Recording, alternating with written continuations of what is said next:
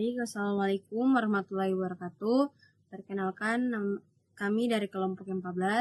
Di sini kami akan mengerjakan tugas pada mata kuliah etika profesi, di mana di sini kami akan menjelaskan apa itu etika, apa itu profesi, dan profesionalisme. Nah, di sini saya Nurlela akan menjelaskan apa itu etika. Pada etika sendiri, pengertian etika atau etimologi berasal dari bahasa Yunani adalah ethos, yang berarti karakter, watak, kesusilaan, atau adat, kebiasaan, atau kostum.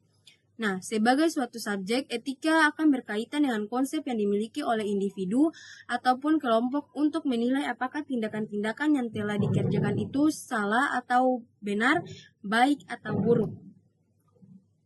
Nah, etika sendiri menurut Martin 1993, etika didefinisikan sebagai disiplin which can act as the performance of reference for our control system, yang artinya disiplin yang dapat bertindak sebagai acuan untuk indeks capaian untuk sistem kendali kita atau kami. Etika disebut juga sebagai filsafat moral, adalah cabang filsafat yang berbicara tentang praksis atau tindakan manusia. Etika harus mempersoalkan keadaan manusia, melainkan mempersoalkan bagaimana manusia harus bertindak. Nah, etika menurut Kamus Besar Bahasa Indonesia atau KBBI, pengertian etikanya adalah ilmu tentang apa yang baik dan buruk, tentang hak dan kewajiban moral, kumpulan asas atau nilai yang berkenaan dengan akhlak, nilai mengenai benar atau salah yang dianut masyarakat. Nah, pengertian etika, ilmu yang membahas perbuatan baik dan perbuatan buruk manusia sejauh yang dapat dipahami oleh pikiran manusia. Nah, di sini etika sendiri memiliki tujuan, yang dimana ada tujuan baik dan buruknya.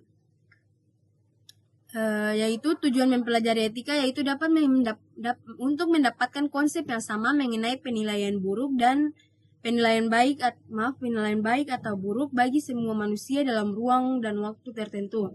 Nah, pengertian baik sendiri yaitu sesuatu yang dikatakan baik bila ia mendatangkan rahmat dan memberikan perasaan senang atau bahagia, atau sesuatu yang dikatakan baik apabila ia dihargai secara positif.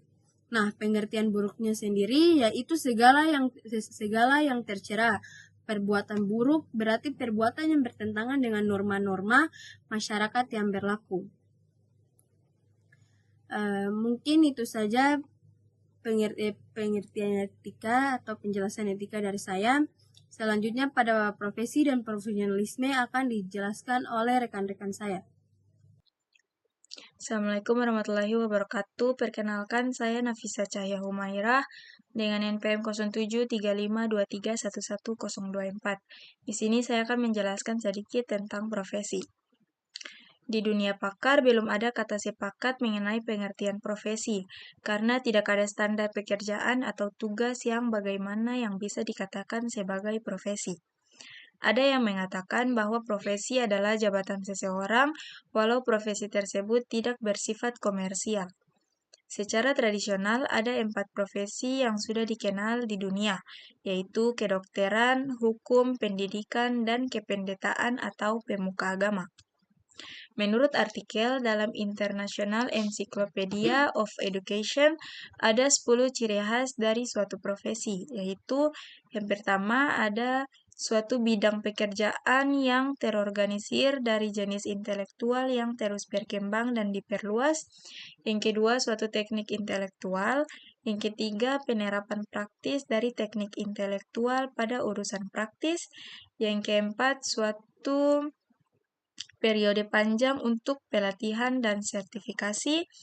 Yang kelima, beberapa standar dan pernyataan tentang etika yang dapat diselenggarakan. Yang keenam, kemampuan untuk kepemimpinan pada profesi sendiri. Yang ketujuh, asosiasi dari anggota profesi yang menjadi suatu kelompok yang erat dengan kualitas komunikasi yang tinggi antar anggotanya. Yang kedelapan, pengakuan sebagai profesi. Yang kesembilan, perhatian yang profesional terhadap penggunaan yang bertanggung jawab dari pekerjaan profesi. Dan yang terakhir, hubungan yang erat dengan profesi lain. Tujuan kode etika profesi yaitu prinsip-prinsip umum yang dirumuskan dalam suatu profesi akan berbeda satu dengan yang lainnya. Hal ini disebabkan oleh karena perbedaan adat, kebiasaan, kebudayaan, dan peranan tenaga ahli profesi yang didefinisikan dalam suatu negara tidak sama. Adapun yang menjadi tujuan pokok dari rumusan etika yang dituangkan dalam kode etik profesi adalah yang pertama, standar-standar etika menjelaskan dan menetapkan tanggung jawab terhadap klien, institusi, dan masyarakat pada umumnya. Yang kedua, standar-standar etika membantu tenaga ahli profesi dalam menentukan apa yang harus mereka perbuat jika mereka menghadapi dilema-dilema etika dalam pekerjaan. Yang ketiga, standar-standar etika membiarkan profesi menjaga reputasi atau nama dan fungsi-fungsi profesi dalam masyarakat melawan kelakuan-kelakuan yang jahat dari anggota-anggota tertentu. Yang keempat, standar-standar etika mencerminkan atau membayangkan pengharapan moral-moral dari komunitas. Dengan demikian, standar-standar etika menjamin bahwa para anggota profesi akan menaati kitab UU etika atau kode etik profesi dalam pelayanannya. Yang kelima, standar-standar etika merupakan dasar untuk menjaga kelakuan dan integritas atau kejujuran dari tenaga ahli profesi.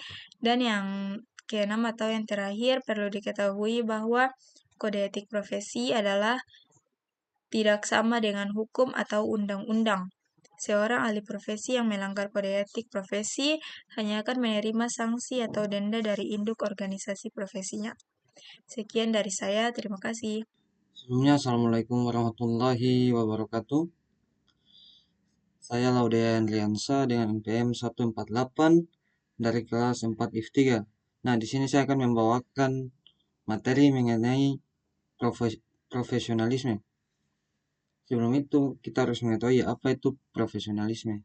Nah, profesionalisme sendiri adalah sikap dan perilaku yang mencerminkan komitmen terhadap standar tinggi dan etika serta tanggung jawab dalam setiap eksekutif.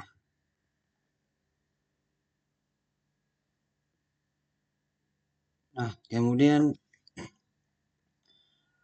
ada juga beberapa ciri-ciri mengenai profesionalisme. Yang pertama, memiliki keterampilan tinggi dalam suatu bidang dan kemahiran dalam menggunakan peralatan tertentu yang diperlukan dalam pelaksanaan tugas yang berkaitan dengan bidangnya. Kemudian yang kedua, memiliki ilmu dan pengalaman serta kecerdasan dalam menganalisis suatu masalah, mampu membaca situasi dengan cepat dan tepat, serta cermat dalam mengambil keputusan terbaik berdasarkan kepekaan. Poin yang ketiga, memiliki sikap berorientasi ke depan sehingga mampu mengantisipasi perkembangan lingkungan yang terbentang di hadapannya. Dan yang terakhir adalah memiliki sifat mandiri berdasarkan keyakinan akan kemampuan pribadi serta terbuka menyimak dan menghargai pendapat orang lain, namun cermat dalam memilih yang terbaik bagi diri dan perkembangan pribadinya.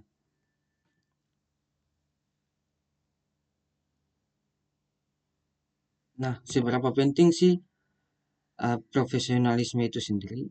Yang pertama, meningkatkan kepercayaan, kemudian meningkatkan kredibilitas dan membangun reputasi positif,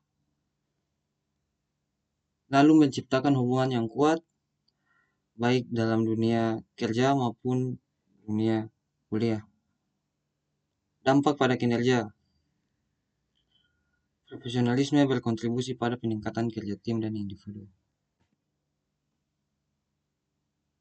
Kemudian keberhasilan jangka panjang.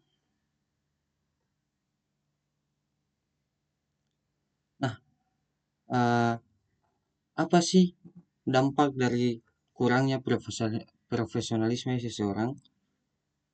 Yang pertama, konflik di tempat kerja. Kurangnya profesionalisme dalam memicu konflik antara rekan kerja dan menciptakan ketegangan. Kemudian, penurunan produktivitas. Sikap tidak profesional seringkali mengakibatkan penurunan kinerja dan efisiensi tim. Kerugian reputasi. Nah, individu dan suatu organisasi dapat mengalami kerugian reputasi yang serius akibat tindakan tidak profesional. Kemudian lingkungan kerja yang tidak sehat. Kurangnya profesionalisme dapat menciptakan lingkungan kerja yang tidak mendukung dan tidak sehat.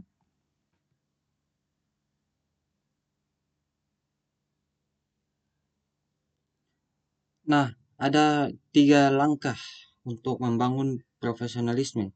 Langkah yang pertama, latihan untuk keterampilan, yang dimana meningkatkan keterampilan dan pengetahuan melalui pelatihan yang terarah dan relevan. Kemudian yang kedua, umpan balik konstruktif. Menerima masukan konstruktif untuk perbaikan diri dan pengembangan profesional. Kemudian poin yang terakhir, budaya kerja positif. Menciptakan lingkungan kerja yang positif untuk mendukung profesionalisme dan kolaborasi.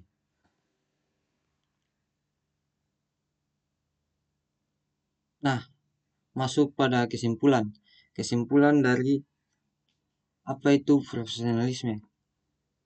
Itu merupakan pondasi keberhasilan yang dibangun atas dua pilar utama, yaitu kompetensi teknis yang diperoleh dari suatu profesi dan komitmen terhadap etika yang tinggi.